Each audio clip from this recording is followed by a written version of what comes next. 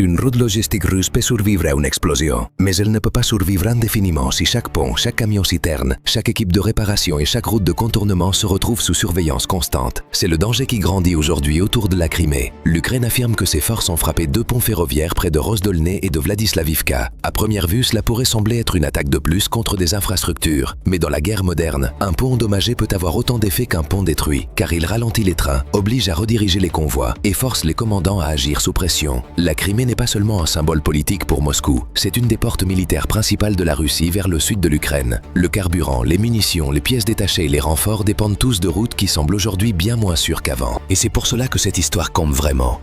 L'Ukraine ne cherche peut-être pas à trancher la Crimée d'un seul coup spectaculaire. Elle est peut-être en train de faire quelque chose de plus lent et de plus dangereux. Rendre chaque mouvement logistique russe plus difficile à cacher, plus difficile à protéger et plus difficile à mener à terme.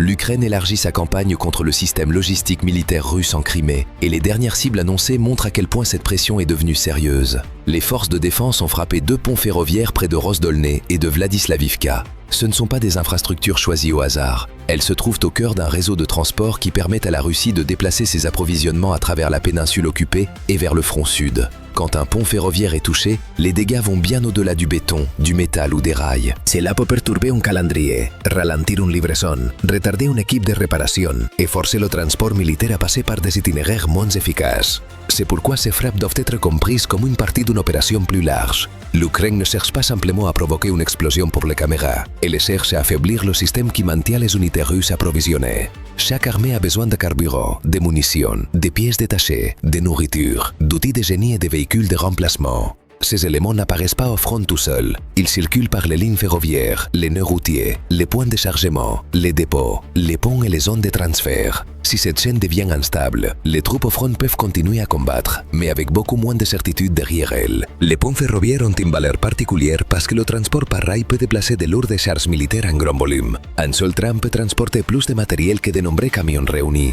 Il peut acheminer des obus d'artillerie, des conteneurs de carburant, des véhicules blindés, du matériel de réparation et des éléments de construction pour renforcer des positions endommagées. Pour la Russie, cela compte parce qu'une guerre longue dépend d'un mouvement constant. Les chars peuvent être puissants, mais ils deviennent inutiles sans carburant. Les canons peuvent tirer pendant des heures, mais seulement si les obus continuent d'arriver. Les batteries de défense antiaérienne peuvent protéger un site, mais elles ont aussi besoin de missiles, de pièces radar et de générateurs. Si un bois ferré est endommagé, la Russie peut essayer de transférer le fret vers le transport routier. Cela donne à Moscou une autre option, mais cela crée aussi de nouveaux problèmes. Plus de camions signifie plus de consommation de carburant. Un trajet routier plus long signifie plus de chauffeurs, plus d'entretien et des convois plus exposés. Le trafic peut s'accumuler près des ponts, des points de contrôle et des passages provisoires. Ces retards créent des habitudes, et les habitudes sont dangereuses dans une guerre où des drones peuvent observer depuis le ciel. La Crimée joue un rôle majeur dans ce tableau. Pour Moscou, la péninsule est bien plus qu'un symbole politique. C'est une plateforme militaire reliée au pont de Kertch, à l'est de la Crimée et aux zones occupées du sud de l'Ukraine.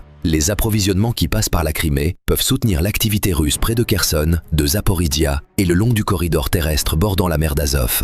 Cela fait du réseau de transport à l'intérieur de la péninsule une cible de grande valeur. Le vrai problème en réalité, c'est la stabilité. Un pont endommagé peut être réparé, une route fermée peut rouvrir, un convoi peut quand même atteindre sa destination en prenant un autre chemin. Mais si plusieurs parties du même réseau sont frappées encore et encore, la Russie doit répartir ses ressources sur une base de plus en plus fine. Les ingénieurs doivent réparer, les gardes doivent protéger, les régulateurs de circulation doivent rediriger les mouvements, les unités de défense aérienne doivent couvrir davantage d'emplacements, les commandants doivent anticiper des retards avant même le lancement d'une opération. C'est ainsi que la guerre moderne peut ralentir une armée sans jamais l'affronter directement sur la ligne de front. L'Ukraine peut frapper l'arrière et l'effet peut n'apparaître que des heures, voire des jours plus tard, ailleurs sur le terrain. Une unité russe peut recevoir moins de carburant que prévu. Un véhicule de réparation peut arriver en retard. Un déplacement planifié peut être reporté parce que la route est surveillée. Ce sont des problèmes silencieux, mais ils peuvent influencer le rythme entier d'une campagne. C'est pourquoi la géographie compte autant aujourd'hui. Pour saisir le vrai poids de ces frappes, il faut regarder où se trouvent Rozdolné et Vladislavivka sur la carte logistique militaire de la Crimée. Ces deux localités se situent sur des versants différents de ce réseau, ce qui rend la pression encore plus dangereuse pour la Russie. Rozdolné est relié à la partie nord et nord-ouest de la péninsule. Cette zone compte parce qu'elle fait face aux routes menant vers le sud occupé de l'Ukraine. De là, le transport russe peut soutenir les forces proches de Kherson, du corridor terrestre et d'autres positions près du bas Dniepr. Si un pont de cette zone est endommagé, l'effet ne se limite pas à un simple croisement ferroviaire local. Il peut perturber les liens entre la Crimée et les routes terrestres dont la Russie a besoin pour maintenir la cohésion de son dispositif sud. Vladislavivka joue un rôle différent. Elle se trouve dans la partie est de la Crimée, près des lignes de transport qui mènent vers Kerch. Cela lui donne une importance d'un autre ordre. Le pont de Kerch reste l'un des liens les plus importants entre la Russie et la Crimée. Il porte une signification politique forte, mais il a aussi une valeur militaire considérable. Il relie le territoire russe à la péninsule, et de là, les approvisionnements peuvent repartir plus à l'ouest ou plus au sud, selon les besoins de l'opération en cours. C'est pour cela que ces deux localités ne doivent pas être vues comme de simples noms isolés sur une carte. Rostolne pointe vers les bois d'accès nordique. Vladislavivka pointe vers la liaison est avec Kerch.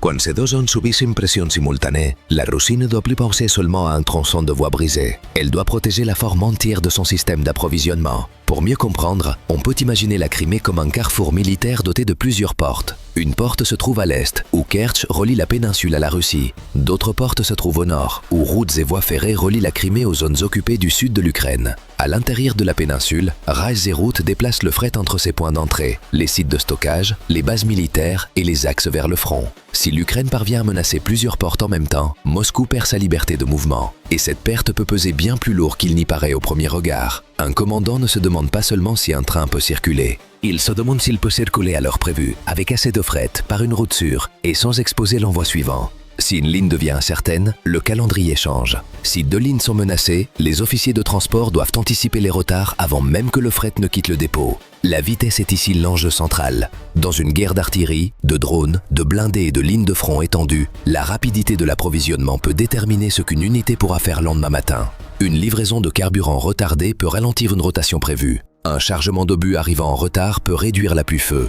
Un train de réparation bloqué derrière un pont endommagé peut laisser un équipement hors service attendre plus longtemps que prévu. Rien de tout cela n'a besoin de paraître spectaculaire à l'image, mais chacun de ces éléments peut, avec le temps, réduire la puissance de combat. Le processus de réparation crée lui-même un nouveau problème. Quand un pont est touché, la Russie doit envoyer des ingénieurs, des machines, des gardes et du matériel sur place. Cette activité est visible. Elle crée un mouvement là où l'Ukraine observe peut-être déjà.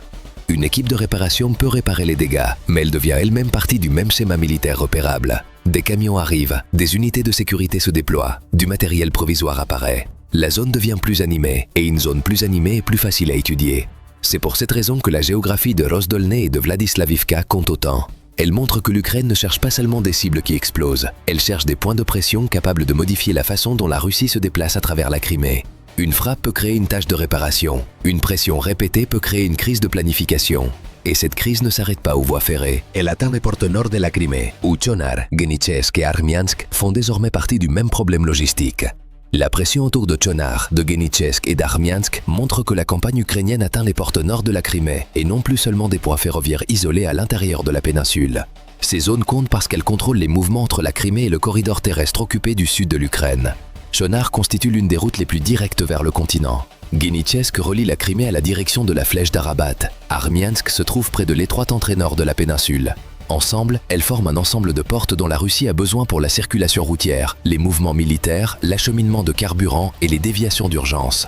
Si une porte est endommagée, la Russie peut encore en utiliser une autre. Mais si plusieurs sont sous pression en même temps, la carte entière devient bien plus difficile à gérer. C'est là le vrai danger pour Moscou. Un seul pont endommagé peut être traité comme un simple problème de réparation. Plusieurs routes soumises à la pression deviennent un problème opérationnel à part entière. Les convois doivent parfois parcourir des distances plus longues que prévues. Les chauffeurs doivent attendre avant de traverser. La police militaire doit contrôler la circulation près des passages étroits. Des ingénieurs doivent être envoyés pour construire des routes d'accès provisoires. La consommation de carburant augmente parce que les camions passent plus de temps à rouler, à attendre au ralenti ou à emprunter des chemins plus longs. La route continue de fonctionner, mais plus avec la même rapidité ni la même fiabilité. Des observateurs du champ de bataille rapportent que les forces russes ont commencé à construire des routes de contournement, des remblais de réserve et des ouvrages d'appui près des ponts endommagés. Cela ne signifie pas que la Russie a perdu tout accès. Cela signifie que Moscou se prépare à davantage de perturbations. Cette union est importante. Des itinéraires de secours sont utiles, mais ils indiquent aussi qu'on ne fait plus confiance aux artères d'origine. Une armée ne construit pas de passage supplémentaire à côté de ces ponts clés, sauf si elle estime que ces ponts risquent de devenir dangereux, surchargés ou inutilisables au moment critique. Les solutions provisoires peuvent maintenir le trafic en vie, mais elles ont généralement leurs limites. Les ponts flottants aident les véhicules à traverser l'eau, mais ils restent plus lents et plus fragiles que les structures permanentes. Les passages interbattus peuvent absorber un trafic léger, mais les gros camions, les citernes de carburant et le matériel militaire lourd exercent sur eux une pression bien plus forte. Le mauvais temps peut transformer un seul meuble en boue. Un contournement étroit peut créer un bouchon. Une zone d'attente encombrée peut révéler des schémas récurrents. Dans une guerre de drones, un embouteillage n'est pas seulement une gêne, c'est une image de cible qui se forme en temps réel. C'est pourquoi la pression sur les routes nordiques de la Crimée diffère d'une simple attaque de pont. L'Ukraine n'a pas besoin d'arrêter chaque véhicule, elle a seulement besoin de tendre tout le système. Un convoi qui prend 1 heure de retard peut manquer une fenêtre de transfert. Un camion-citerne obligé de passer par une route plus petite peut nécessiter une protection renforcée. Une équipe de réparation envoyée sur un passage ne peut pas être utilisée ailleurs au même moment. Les petits retards commencent à s'accumuler et sur plusieurs jours ou semaines, ils peuvent modifier le rythme entier de l'approvisionnement. Pour les forces russes dans le sud, ce rythme compte énormément. Les unités près de Kherson ou de Zaporizhia n'ont pas seulement besoin d'approvisionnement à un moment donné. Ils en ont besoin au bon moment, dans la bonne quantité et par des routes à lesquelles les commandants peuvent avoir confiance. Si le port nord de la Crimée devient plus long, plus étroit et plus facile à observer, la pression finira par se déplacer des ponts jusqu'au champ de bataille lui-même. C'est pourquoi la réponse russe qui suit ne consiste pas seulement à réparer des routes. Elle consiste aussi à protéger les convois de carburant qui doivent désormais traverser ce réseau devenu bien plus dangereux. La décision de la Russie d'escorter les camions citernes avec des équipes de tir mobile montre que les drones ukrainiens transforment les routes logistiques en une nouvelle ligne de front. Un camion citerne n'est pas un véhicule comme les autres sur la route. Il transporte le mouvement lui-même. Il porte la capacité des chars à quitter leurs abris, des véhicules blindés à rejoindre leur position d'assaut, des tracteurs d'artillerie à tirer les canons et des générateurs à maintenir les postes de commandement en activité. Si ce carburant n'arrive pas, une unité russe peut encore posséder ces armes, mais elle perd la capacité de les utiliser au bon moment. C'est pour cela que ces citernes sont devenues des cibles à valeur tactique réelle. Dans les premières phases de la guerre, de nombreux mouvements de carburant étaient traités comme une activité d'arrière-zone. Ils étaient dangereux, mais pas toujours protégés comme des colonnes de combat. La Crimée est aujourd'hui différente. Les routes qui relient les sites de stockage, les ateliers de réparation, les pots et les zones de rassemblement sont sous une surveillance plus étroite. Un convoi peut être repéré avant même d'atteindre un point de passage. Sa vitesse peut être mesurée, sa direction peut être cartographiée. Ses points d'arrêt peuvent être étudiés. Dans une guerre de drones, le mouvement lui-même devient un signal. Le recours à des escortes armées en dit long sur la pression que ressent la Russie. Des équipes de tir mobile peuvent circuler le long des autoroutes, se positionner près des tronçons clés ou accompagner les camions citernes lors du passage dans des zones exposées. Leur mission par exemple en théorie, surveiller le ciel, détecter les petits drones et tenter de les abattre avant qu'ils ne frappent. Mais le champ de bataille n'est jamais simple. Les drones de type FPV sont rapides, volent bas et sont difficiles à repérer. Les drones de reconnaissance peuvent rester à plus grande distance. Les drones de frappe peuvent arriver sous un angle que l'escorte n'attendait pas. Cela représente un coût lourd pour Moscou. Chaque groupe d'escorte nécessite des hommes entraînés, des véhicules, des munitions, des radios, du carburant et une coordination constante. Si la Russie affecte une protection à un convoi, ces mêmes ressources ne peuvent pas, au même moment, protéger un autre pont, un dépôt, une équipe de réparation ou un point de contrôle routier. Le fardeau sécuritaire grandit avec chaque route qui devient dangereuse. Une ligne d'approvisionnement qui n'avait autrefois besoin que de chauffeurs et d'une régulation du trafic nécessite maintenant une couverture armée, une vigilance antiaérienne constante et une alerte permanente. L'Ukraine n'a pas besoin de détruire chaque citerne pour produire un effet. Une seule frappe, ou même la simple crainte d'une frappe, peut changer la manière dont la Russie planifie ses déplacements. Les convois peuvent se déplacer de nuit, les chauffeurs peuvent éviter les routes directes, les commandants peuvent fractionner les livraisons en groupes plus petits. Certains camions peuvent attendre une protection avant de partir. Ces décisions réduisent le risque, mais elles réduisent aussi la vitesse. Dans une guerre marquée par de longues distances et une puissance de feu considérable, une logistique plus lente peut affaiblir discrètement la force qui en dépend. Le carburant occupe un rôle particulier dans cette campagne de pression, car il relie l'arrière à chaque mission active. Sans un approvisionnement régulier, les véhicules d'évacuation circulent moins souvent, les engins du génie dégagent moins d'obstacles, les systèmes de défense antiaérienne ont du mal à se repositionner. Les unités d'artillerie restent en place plus longtemps, ce qui les rend plus faciles à repérer. Même de petites pénuries peuvent forcer les commandants à choisir quelle unité se déplace en premier et laquelle doit attendre. C'est là le sens profond des escortes armées de carburant en Crimée. Elles sont pas seulement une mesure défensive, elles sont le signe que l'arrière russe perd une partie de sa sécurité. La frontière entre l'avant et l'arrière s'amincit, et les drones rendent cette frontière de plus en plus difficile à défendre. Cette pression soulève une question plus large. Quel type de système de drone ukrainien est assez puissant pour forcer la Russie à protéger son carburant comme un bien de valeur militaire directe? La montée en puissance des drones ukrainiens en 2026 explique pourquoi la pression sur la logistique russe peut désormais s'étendre au-delà d'un seul pont, d'un seul convoi ou d'une seule route. Selon Mikhailo Fedorov, l'Ukraine a augmenté cette année ses achats et sa production de plusieurs systèmes sans pilote. L'effort porte sur les drones à fibre optique, les drones de reconnaissance, les drones de frappe à moyenne portée et les systèmes robotisés terrestres.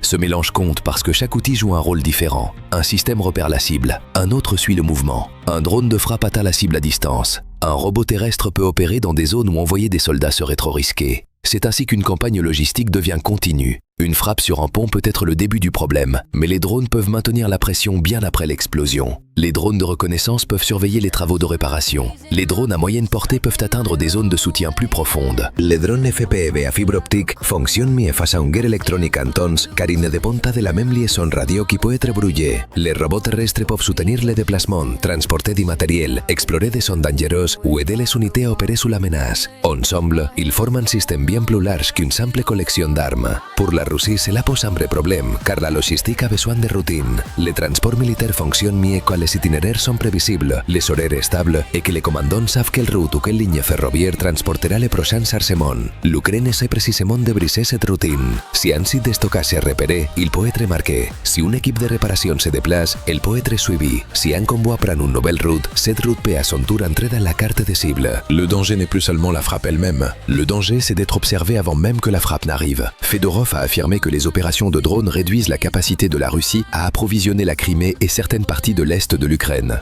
Cette affirmation s'inscrit dans le schéma plus large de la guerre. L'Ukraine ne cherche pas seulement des explosions spectaculaires, elle construit une chaîne de pression. D'abord vient la détection, puis le suivi, puis la sélection du point le plus précieux, qu'il s'agisse d'un tronçon de pont, d'un véhicule de carburant, d'un dépôt ou d'un équipement nécessaire à la réparation. Ensuite, la même zone peut être surveillée à nouveau pour observer comment la Russie réagit. Cela compte pour l'ensemble du front sud. Si la Crimée devient un carrefour militaire plus lent, l'effet peut se propager vers Kherson, Zaporizhia et le corridor terrestre proche de la mer d'Azov. Une unité russe n'a pas besoin d'être totalement coupée de l'arrière pour ressentir la pression. Il lui suffit de recevoir du carburant plus tard que prévu, de manquer de pièces détachées ou d'attendre plus longtemps pour un chargement lourd. Ces petits problèmes peuvent réduire le rythme des attaques, limiter les déplacements et forcer les commandants à réserver leurs ressources pour les missions les plus urgentes. La stratégie ne repose pas sur un coup parfait unique. Elle repose sur une friction répétée. L'Ukraine peut endommager une route, observer l'effort de réparation, frapper les véhicules de soutien, puis forcer la Russie à passer par un chemin moins efficace. Chaque étape peut sembler modeste isolément, mais ensemble, elles rendent le réseau logistique bien plus coûteux à faire fonctionner. Il faut plus de gardes, plus de camions, plus de temps perdu, plus de carburant brûlé, avant même d'atteindre une unité qui en a besoin.